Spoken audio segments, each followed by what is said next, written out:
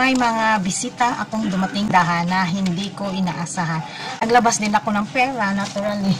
This is Tita Barla Loving Life. Yes, welcome to my vlog. Please subscribe and click the notification bell for more updates. See ya! Tita Barla at ang bago niyang buhay. Bagong sincere. Good afternoon mga kasari, mga katita at YTA Aspirant family. Good afternoon. This is Tita Barla again. Welcome to my channel. Today is August 16. At may mga bisita akong dumating sindahan na hindi ko inaasahan. First time nilang pumunta sa akin. Dalawang ahente ang nandito. At naglabas din ako ng pera, naturally. So, ito po ang unang dumating. Oh, this, quick chop. Tada! Yay, first time.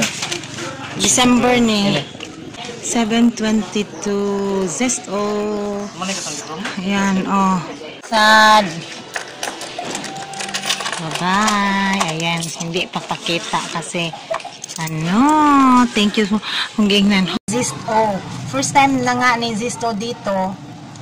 Naalala ko, sabi ko sa kanila pagdating, parang dumaan na kayo dito last week. Sabi nila is, parang nag-survey lang daw sila. Kumuha ako ng konti. Okay. Okay, Lucky Orange Juice. 1 pack na tag 72 pesos. Ang pack. Choco Drinks na yung maliit. First time ko din yung choco drink ng Zisto kasi ang mga tao dito chucky lang.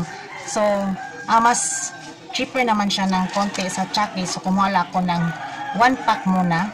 Choco na 12.80 ang puhunan. Sabi sa tindahan nito, malapit na mag 13. So, pwede daw 15 pesos. At saka, orange juice. Okay, Lucky Orange Juice. Tapos, ang punan daw dito is 7.20. Pero pwede daw ibenta ng 10 at 11. 11 ko na lang bintahan ito kasi meron akong Dricky na 10 pesos. Malaki kasi din siya eh. Tapos, 1 box ng Quick Chow. Kumuha ko ng 1 box na Quick Chow. Pala ang bigat. Kumuha ko ng Quick Chow beef na isang case. Try ko, sandali. Naghahalaga ng 522.72 pieces. Kung mangyari is 725 ang isang puhunan. Actually, more or less pareho lang sila doon sa pamilihan. Pero kumuha ko sa kanila sa panel kasi matagal pa ang expiry. February 2024. Samantalang kung sa grocery store ako mamimili, tag 3 months lang ang kumbaga ba mga stocks na nila, tapos ang duration na lang kulang na lang 3 months ang expiry. So ito naman si beef na Quick Chow, mabenta naman to sa amin. So okay lang na kumuha ko ng isang kahon kasi sabi din naman ni panel kung sakasakali may mga ngat-ngat ni Frenny, mga na-expire, pwede nilang palitan. So sabi ko sa kanya, meron pa akong ilang piraso from the grocery. Sabi niya, na-record na ako daw sa kanila, so pwede nang palitan. So ang nabayaran ko lahat is 722. Balikan naman ni Zisto is once a month. So okay lang yung sa kanya. Tawag nito, Quick Chow. Tapos yung iba, yung mga ganito, pag nagustuhan na to ng iba, pwede ko namang mabili doon sa bayan na tag 1, 2, 3 na lang. O, diba? At least nag-introduce pa ako. At ito pa, dumating din si Unilever. At nagulat ako kasi nga, at the same time, first time din siya. So, ang kinuha ko kay Unilever is si Soap Powder na Rose Fresh. Tag 1 tie 12 kasi yun nga, di ba, panel hindi pwede isang piraso. Surf Sun Fresh yung yellow at saka yung Cream Silk na green yung fall damage.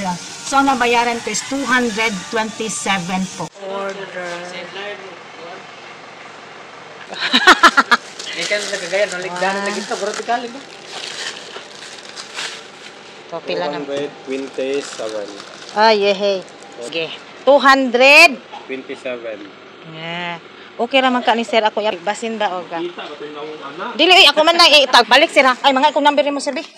So, sabi ko kay Unilever, ito lang muna at para at least ba ma-introduce na ako sa system nila kasi kaka grocery ko lang din naman. So, sa susunod, at least alam ko na. Okay, so, I have one tie 12 cream silk na hair fall depends. Hair fall. Surf na active fresh, rose fresh. Active clean, rose fresh. At saka ito si sun fresh. Pag dito sa akin, hindi ko kilala yung mga variant na yan. Ang tawag ko lang sa kanila, Surf pink, Surf yellow, diba? Mas madali. At ang nabayaran ko is 227.05. 650 ang bilihan ko something doon sa tindahan. At ito si 6 din pala. So at least marami nang dumadaan sa akin. Ang sa akin lang is kung may sira, pwede kong masoli kasi nakapanel ang Unilever. Ayan. Ang balikan pala ni Unilever dito sa amin is once a week. Ang total na nailabas ko ng pera for today is 949 pesos and 5 centavos. Na wala sa schedule. Si under Zisto at saka si Unilever. Ayan.